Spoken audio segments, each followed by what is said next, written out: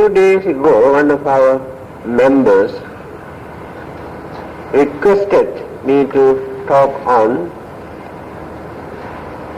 the special characteristics of the Buddha. I remember some times ago I have explained this in brief. You know, every week, every month, we get new members and new devotees. That is why I am going on repeating and repeating and repeating the same thing. Some of those devotees who have been attending to this talk may feel very, very boring. It doesn't matter. You also get the chance to renew your knowledge and memory. When you read the 45 years teachings of the Buddha, read all the Pitakas, three Pitakas, Sutra Pitaka and Vinaya and Abhidhamma. The same ideas, the same doctrine, you can find sometimes in 100 places.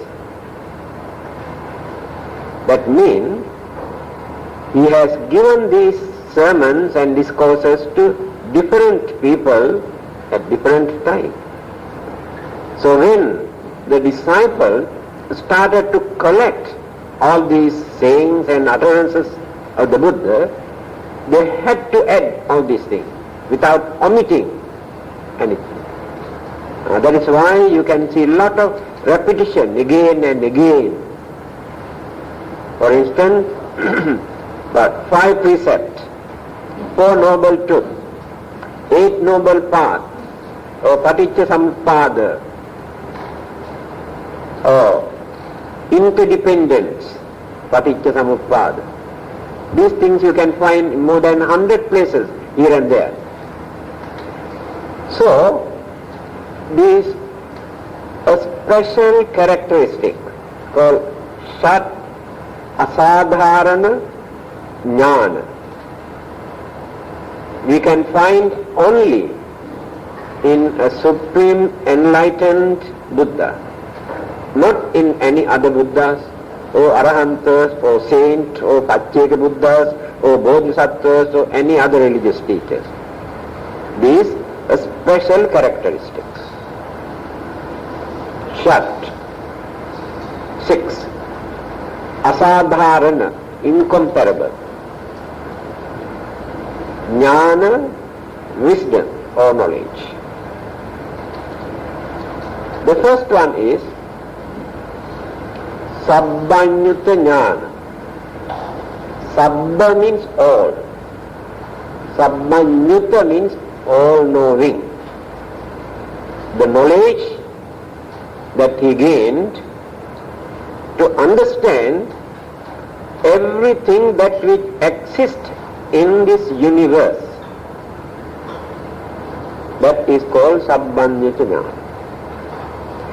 The other teachers also had the knowledge to understand many things. Arahantas and saints also get the knowledge to understand many things, but not everything. Now this is the difference. Now when you compare the teachings of the saints of the Buddha with all the other religious teachers who have introduced different religions from time to time, all those great philosophers, great thinkers, very highly intellectuals, their sayings and their knowledge and their understanding. Even well-known teachers like Confucius or Lao Tzu or Socrates or Aristotle or Plato or modern philosophers like Bertrand Russell,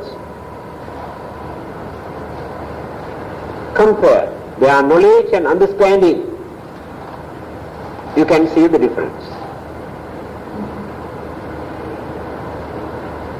I think still many people have wrong concept about the Buddha. They have not realized the real nature of the Buddha. Now we have different opinions about him.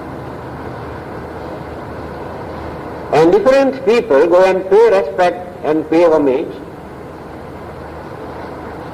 with different concept and belief and feeling.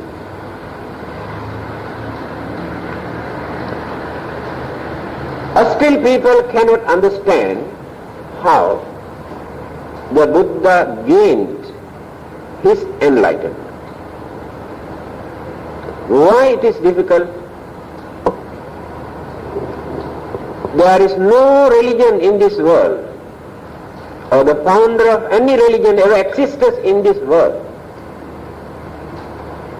without gaining any divine inspiration, guidance, or divine message.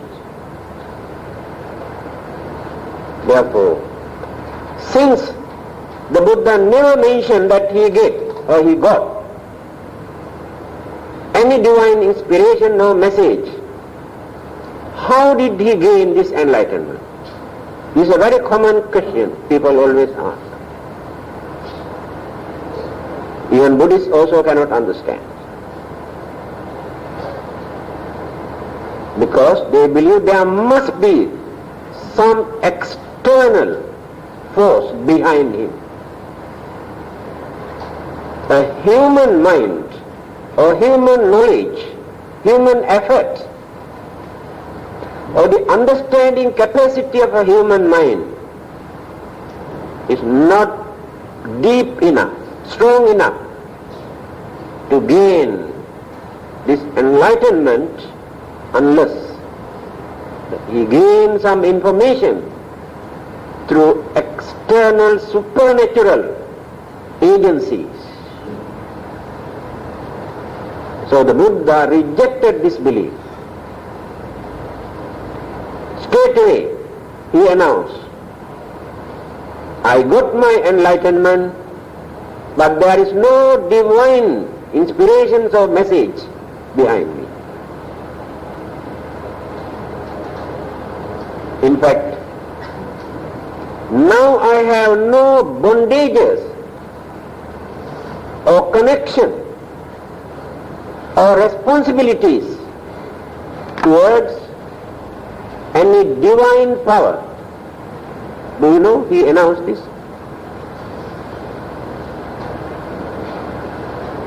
Muttohang sabba pasehi ye dibba ye cha manusa. Tumhe hi mutta pasehi ye dibba ye cha manusa. First announcement he made. When there were 60 Arahantas, he addressed those 60 disciples, Arahantas, and said, now I am free from human and divine bondages. Ye dibba ye cha manusa, divine and human, free, cut off. Tumhehi mutta pasehi, you are also free because they are Arahantas, but you are not free. Okay. You are also free from human divine bondages. Now there he announced that he has nothing to do with divine inspiration for his enlightenment.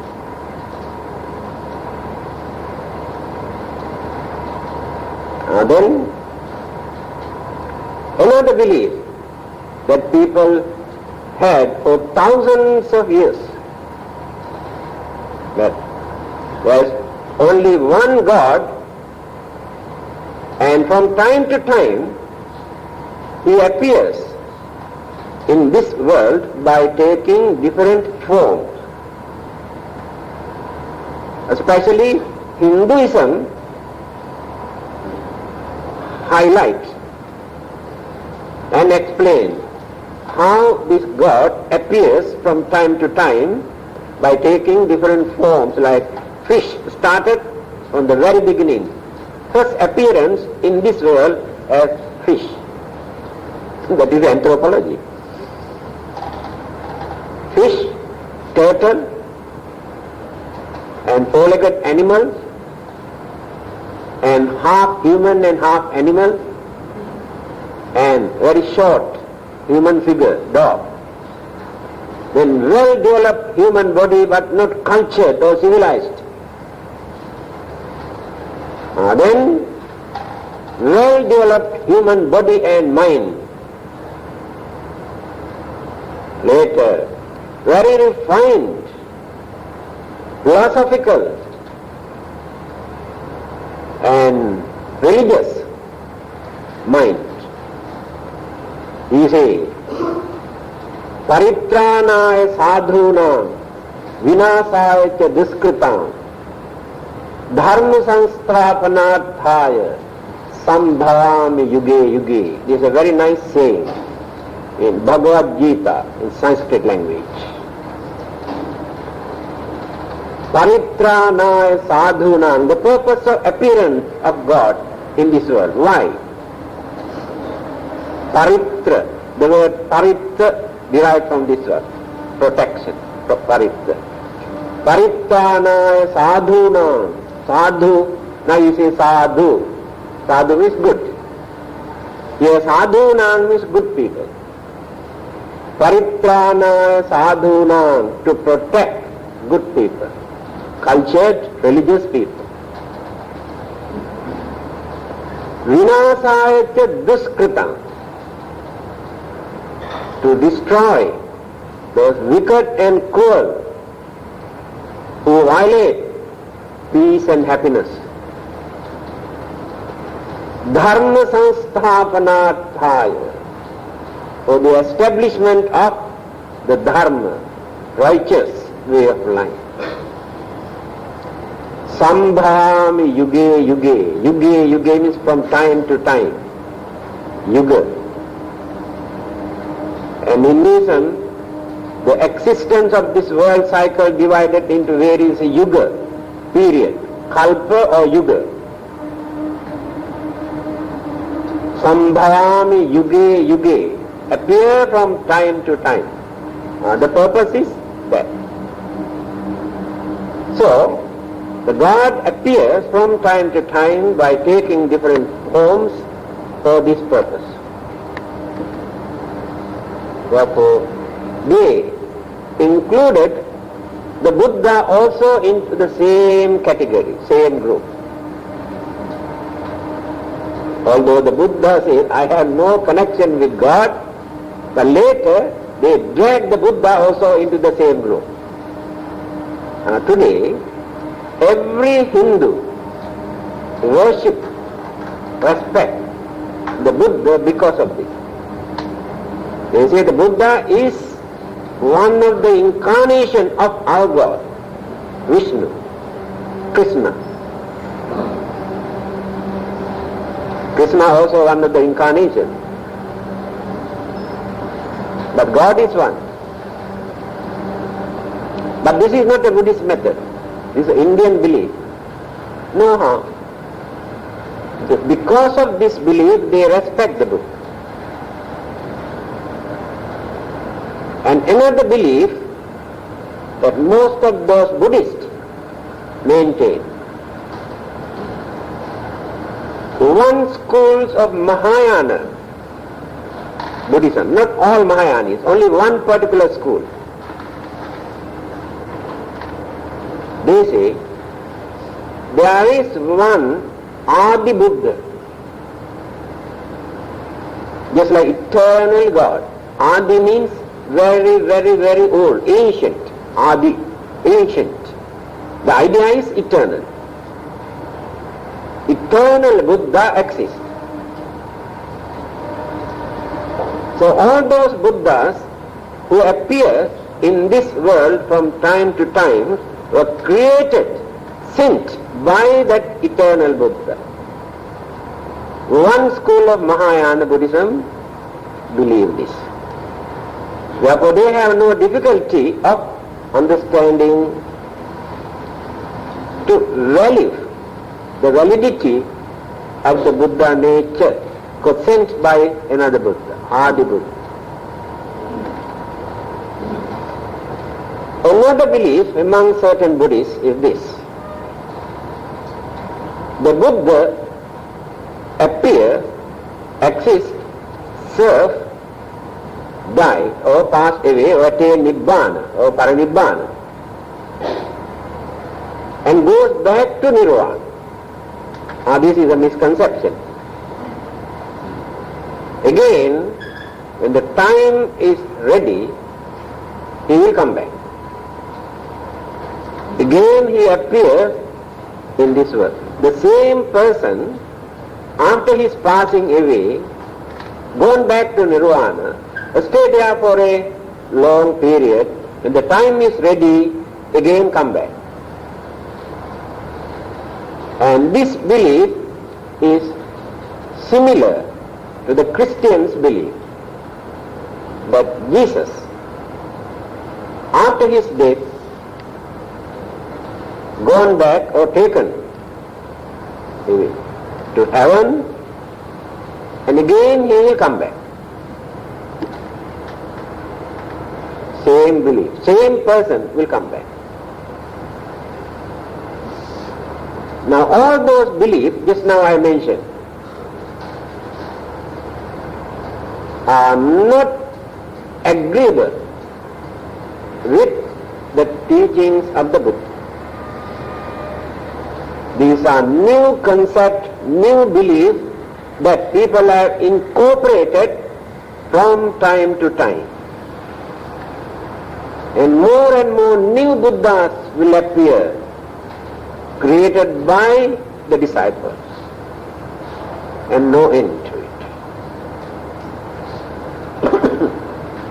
Then, what is the real or the basic method revealed by the Buddha?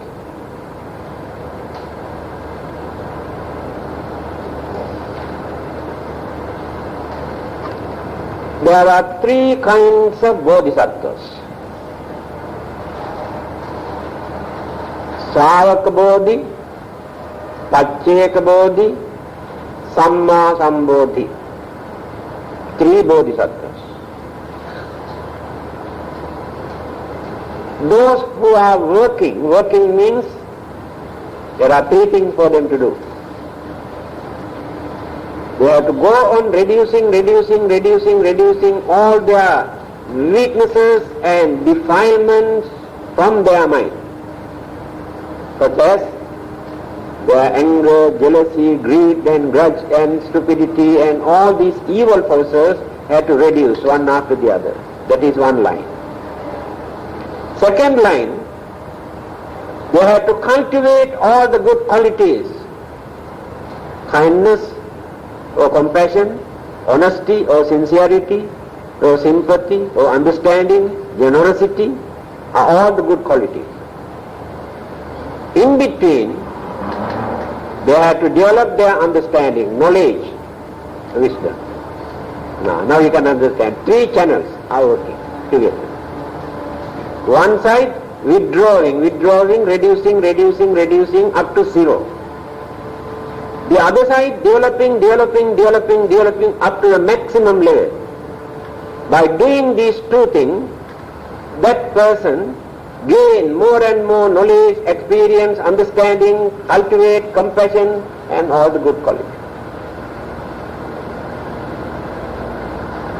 Those who cultivate, practice these three things for a short period, if that person think that his idea is, or the purpose is to find out his salvation, to get rid of this, all these nuisance, nonsensical, intolerable, miserable life and the world. Then they attain sainthood, Arahant. They are Savaka Bodhisattvas. Majority. Then the second group, who cultivate the same three methods for a longer period than the first group, attained Pacceka Buddha Bodhi. But Pacceka Buddhas never appear in this world when there is a Samma Sambuddha. Never. And they never preach the Dhamma to anybody. They gain knowledge and enlightenment and attain Nirvana Paranibbana. Pacceka Bodhi. And the third group, but very, very few, who can tolerate, who have more courage, and who develop more understanding, continue. In spite of various sufferings and problems and difficulties, obstructions, they continue further and further. Then they gained this Samma Sambodhi, supreme enlightenment, the Buddha. So the difference is the duration. Those who continued this method by fulfilling all the 10 perfections, 10 paramitas. Paramita. Paramita means cross to the other shore, reach the other shore, either by swimming or by using a boat, by knowing this is dangerous, uncertain, cross.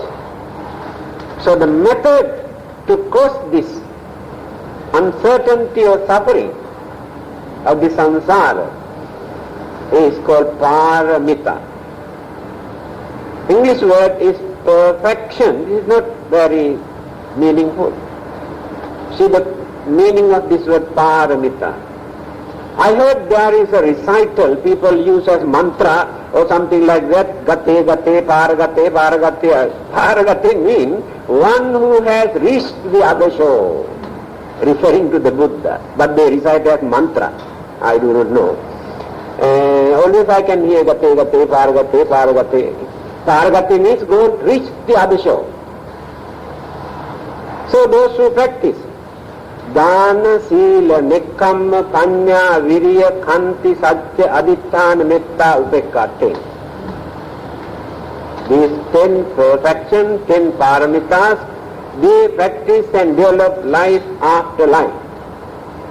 Short period, if they can satisfy with their practices, then attain sainthood. Even within one lifetime also, if can fulfill. And those who continue further and further, and halfway can attain Pacceka Buddha. But continue all the 10 perfections up to the maximum level for a long period, then gain supreme enlightenment. The problem is this: how did he gain this omniscience, knowledge, understanding, or all-knowing? To know, to understand, to analyze everything. It is not a joke to say everything, not only in this world. Kamaloka, Rupaloka, Arupaloka. kinds of world system. And we know only about this kama loka, sensual world.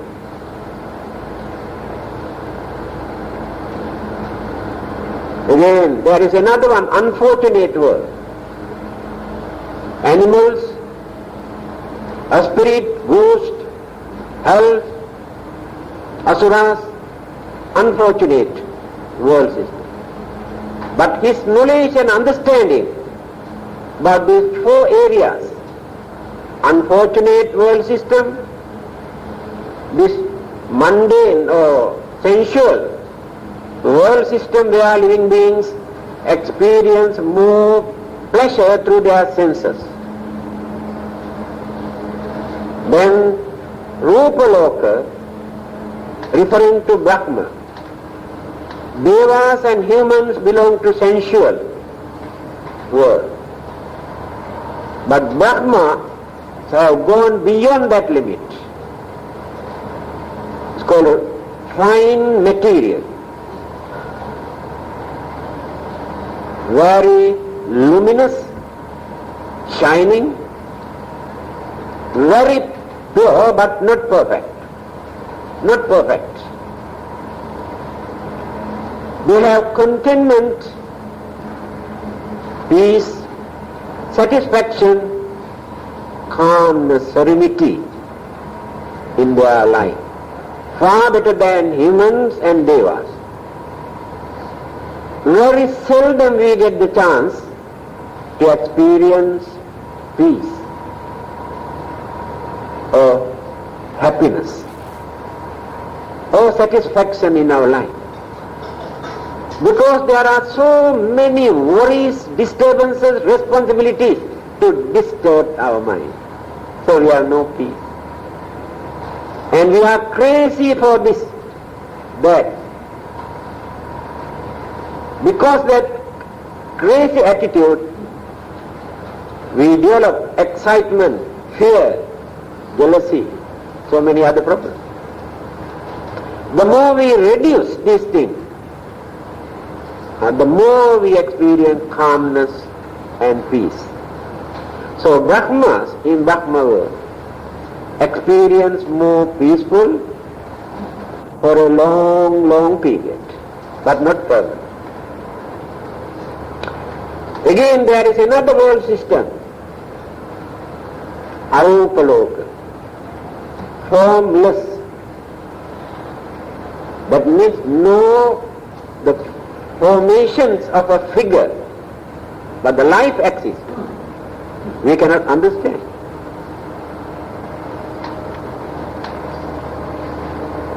And they are free from all our physical burdens and disturbances. Most of our time we spend to attend to this physical body. Feeding, bathing, cleaning, washing, and taking more medicine than food every day. How many times a day? Whatever we earn, we spend to protect this body, maintain. They are free. No more physical burdens. Life exists. So, before the Buddha's coming to this world, people believe that that is the final goal. That is the salvation. That is nirvana. That is moksha. They were under the impression that is the final goal. The Buddha is the only teacher. By using that enlightenment, he realized that is not the final goal. Because he analyzed that. He said we have to go further, beyond that. So he is called Loka Vidu. Loka is world, this Kamaloka, Rupaloka, Arupaloka. Knower of the nature of all these world systems. So there is nothing in any of those world systems which the Buddha cannot understand. Nor of the nature of all these world systems. So there is nothing in any of those world systems which the Buddha cannot understand. Right? Now how did he gain this knowledge? It's still not pure, not clear.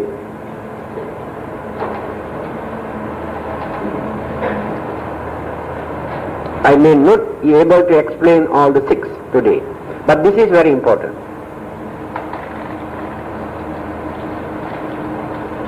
How did he gain this knowledge to understand everything? Sabbanyutta jnana.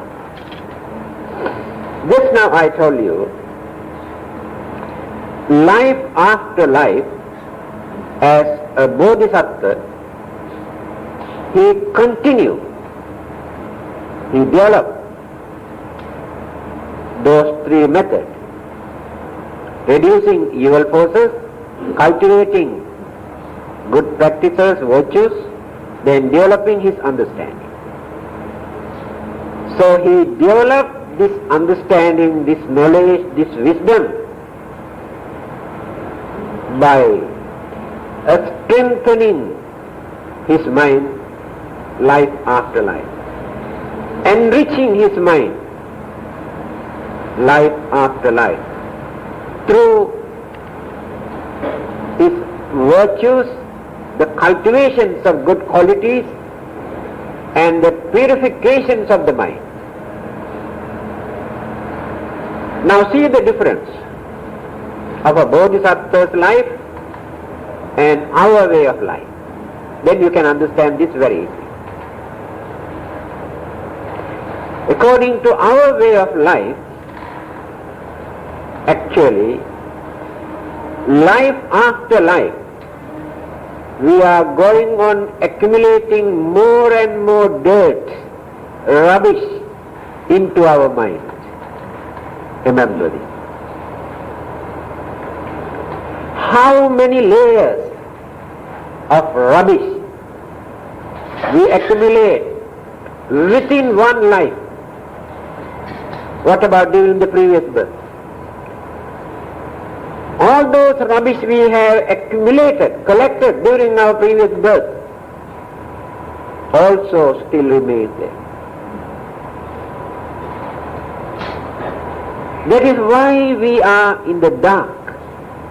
We are ignorant.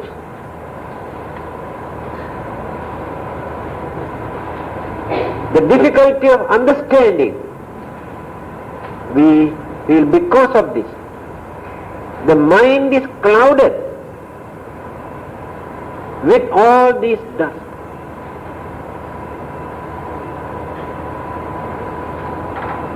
Immediately after gaining his enlightenment, he wanted to reveal what he realized. Then he says, when he used his psychic power, enlightenment, to understand the nature of human mind, earlier he never had that. Then he says,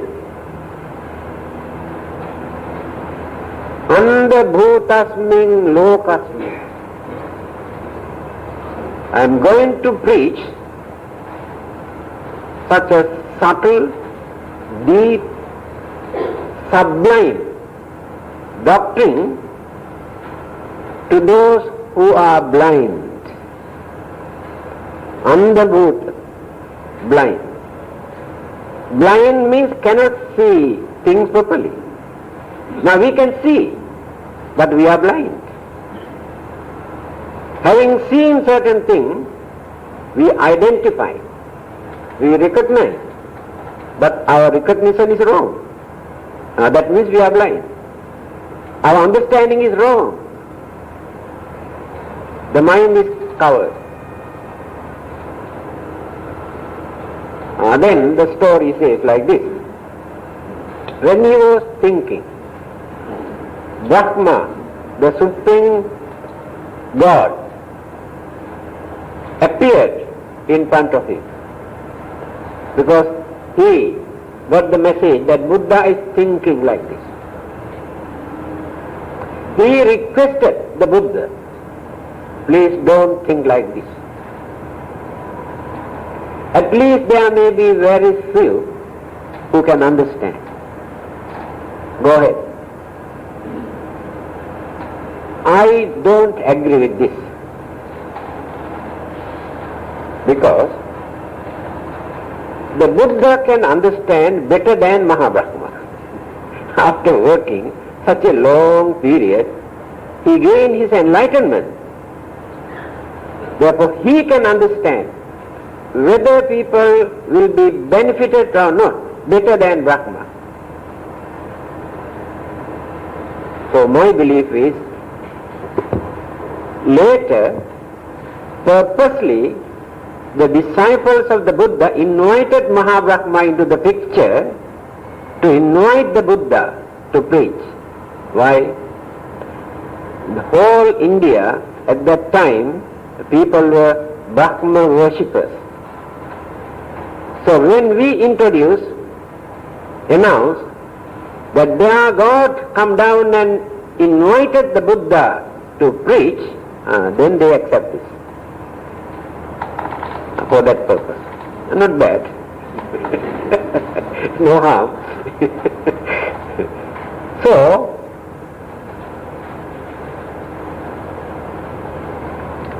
what I am trying to tell you is this. In our case, according to our way of life, this we can understand. Within 24 hours,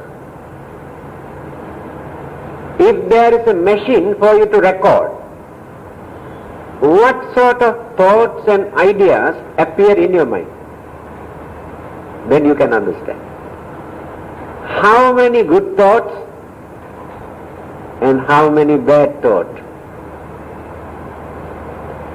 24 hours a day, then we live about 80 to 90 years. Then how much rubbish we have collected during this period. Every time when we develop anger, we dirty the purity of the mind. Every time when we harbor jealousy, we dirty the purity of the mind. When we develop enmity towards another person, we dirty the purity of our mind. When we develop our craving to rob and bluff and swindle, we dirty the purity of the mind. Many more things. But how many times a day you think that you want to do some service to others, you want to reduce your selfishness, you want to reduce your anger or jealousy, you want to make use of this life to do some service to others, to relieve others' suffering. How many times a day you think like this? But in the case of the Bodhisattva, every minute he thinks, Paratha Charyaya Satangi Jivana. The purpose of my living, my existence is Paratha Charyaya, to do some service to others. Now, see the difference now. You also think like that, isn't it? I am living here to serve others.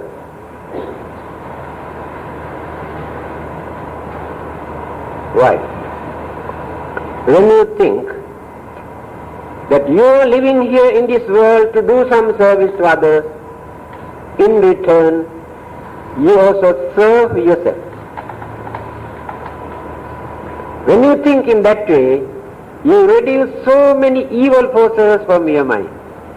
You reduce your craving, jealousy, anger, cruelty, all the evil forces. Otherwise, you cannot think in that way. See, in return, you serve you. This is the real service.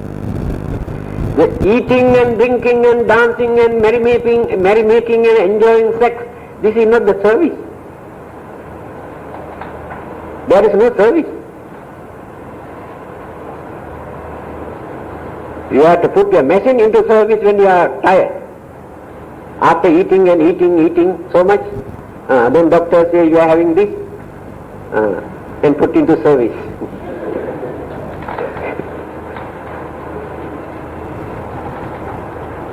Now you can understand very easily a difference of a bodhisattva and ordinary man. Ordinary man, worldly man, going on accumulating more and more dirt and rubbish and anger, jealousy, but the bodhisattva going on reducing evil forces, developing good thoughts and purifying his mind. So when he continued this for a long period, life after life, purity, knowledge, understanding, experience, again, the supreme wisdom, not ordinary wisdom, that worldly wisdom, supreme wisdom he used. Then the problem is how a person maintain or carry forward from life to life the same knowledge, same attitude, same perfection, same good quality. This is another problem. Very difficult. When you study the nature of the mind, functions of various mental faculties, how we maintain our memory, how we maintain our habits, good and bad habits, then we can understand. Whatever you learn, whatever knowledge you gain, so whatever good habit or bad habit that you develop, never wipe out, never wash away, never disappear, remains. And then in the next life you add some more. When rebirth takes place, all the ingredients in that mind also appear with the mental process. To appear another life, so many forces are required. Mental force, karmic forces, physical forces or causes, universal causes to form, to create, to condition a new life. After my death, my mental process, all the karmic energies that I accumulated in my mind,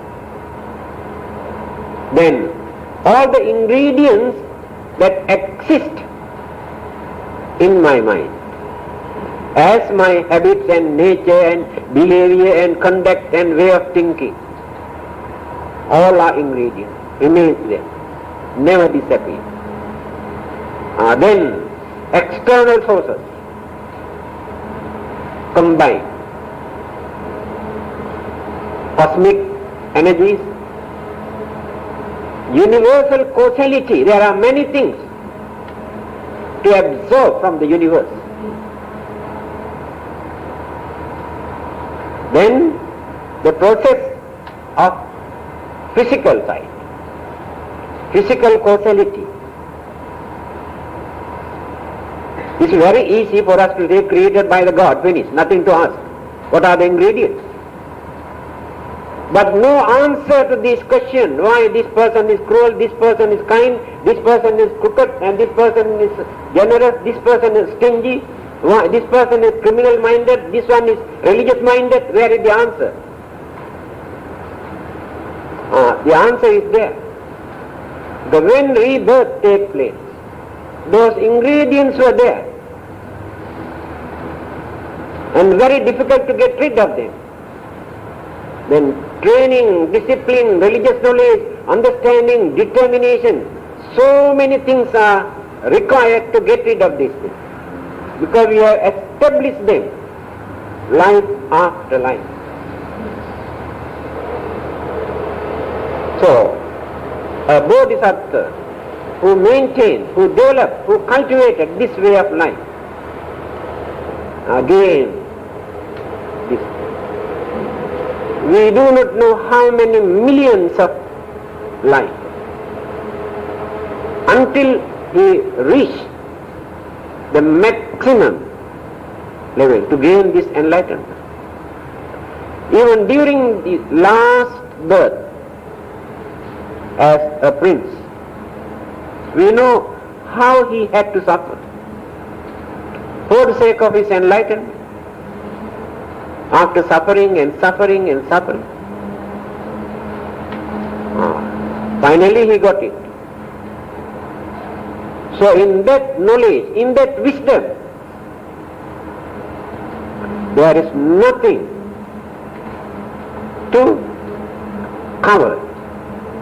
Everything is open. The whole universe is open to that mind. But in our case, we cannot see even what is inside this house. Now you can understand how he is called all-knowing one. How he get this knowledge? That is the reason. Only one.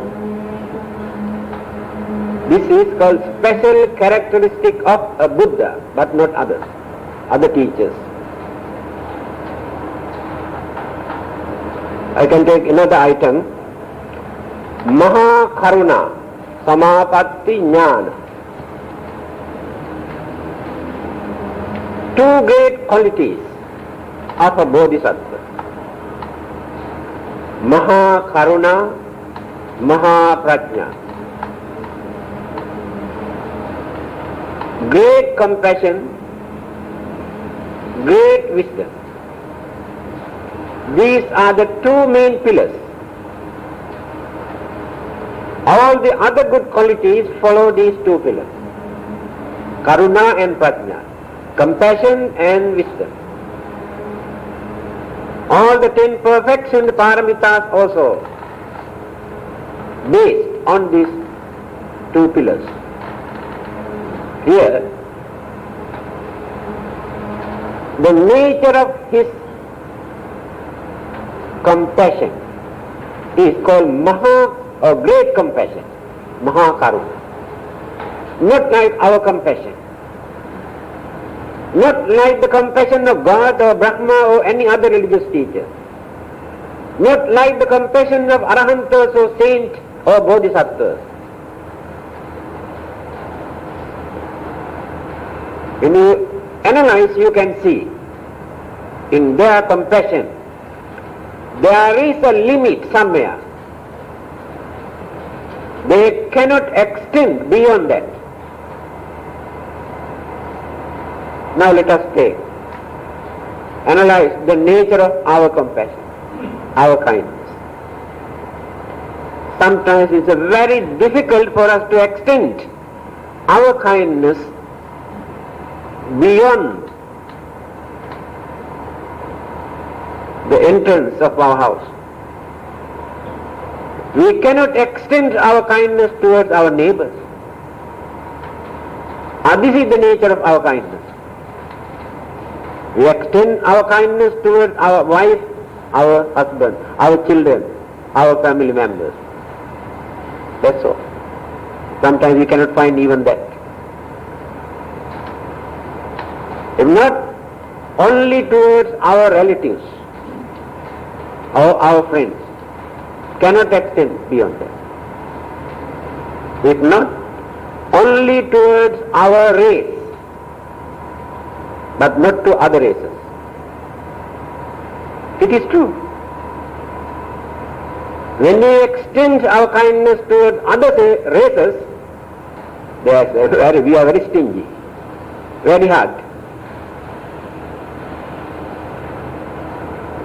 If not, towards the followers of our religion, but not to the followers of other religions.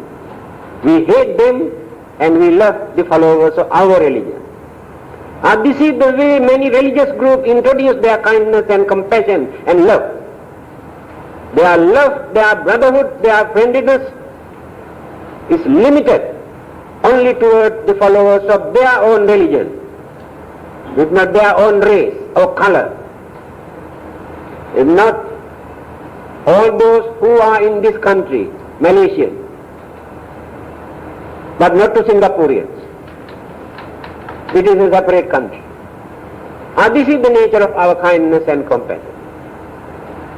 If not, only towards Asian, we are belong to Asian group, but not to Europeans. If not, only toward human beings, not to others, because all are human beings. We can go on extending like this, no end.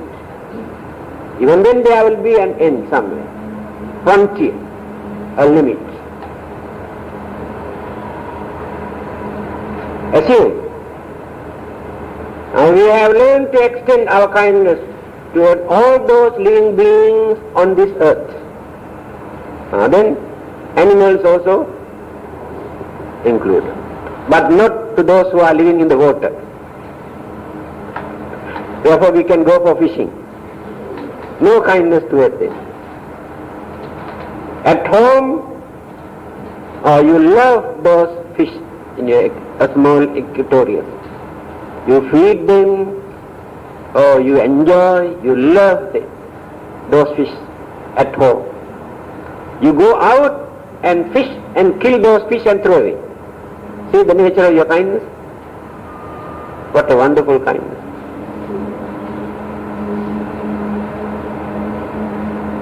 I am not alright. We extend our kindness towards those devas and brahmas, but cannot go beyond that. Then where is the limit? Then there are a spirit and ghosts and devils and hells and so many other world systems. The nature of the Buddha's great compassion is he extends, he radiates his Mahakaruna or compassion towards every living being, sentient being, without any discrimination. Others cannot do it. In Metta Sutta, you can remember, Mata yatha niyang puttang ayusa eka putta manurakhe erampi sabba bhutes. This is the way. Simple example for us to understand.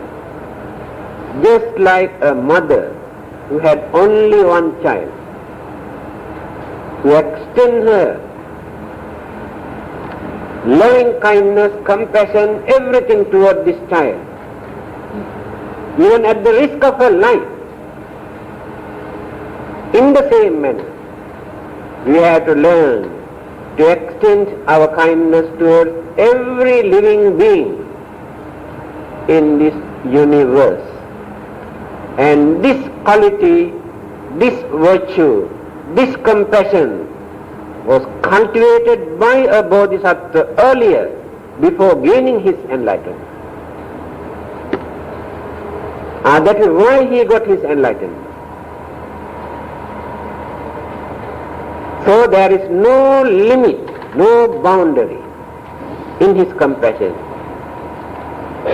This extra,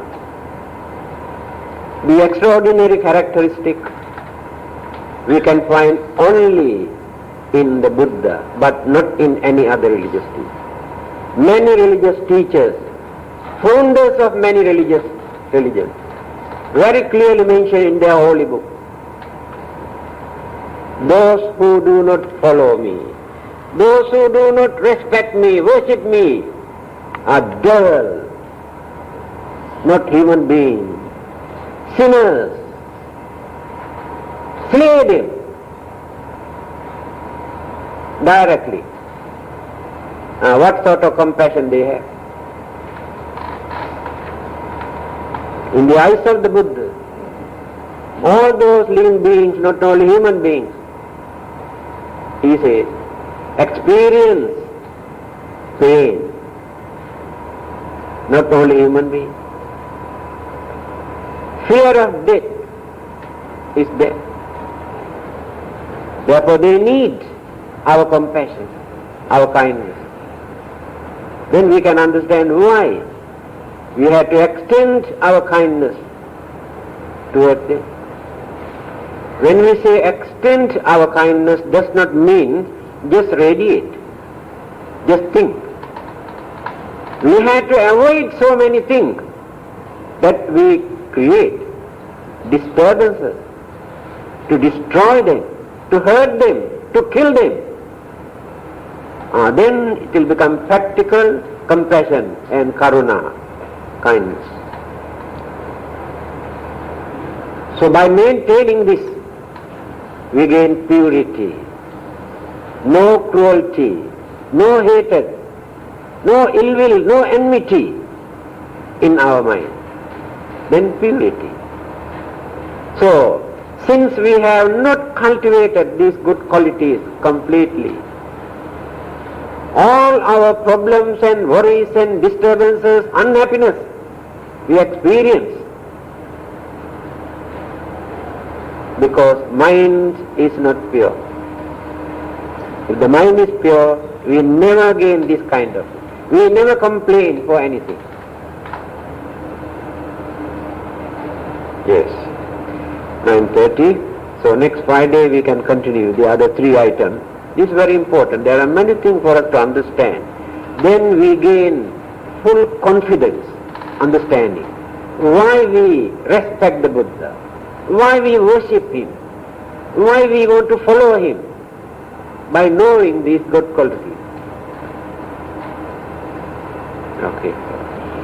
Akasattha ca bhummattha devanaga mahiddhika punyantang anumoditva cirang rakkhantu loka sasanang ittavata ca amhehi sambhatang punya sampadang sabbe deva anumodantu sabba sampatti siddhya devo vassatu kalena sassa sampatti hetu ca pito bhavatu loko ca Raja bhavatu dhammiko idam me jnatinam hotu sukhita huntu jnatayo imina punya kammena mame bala samagamo satang samagamo hotu yava nibbana pattiya.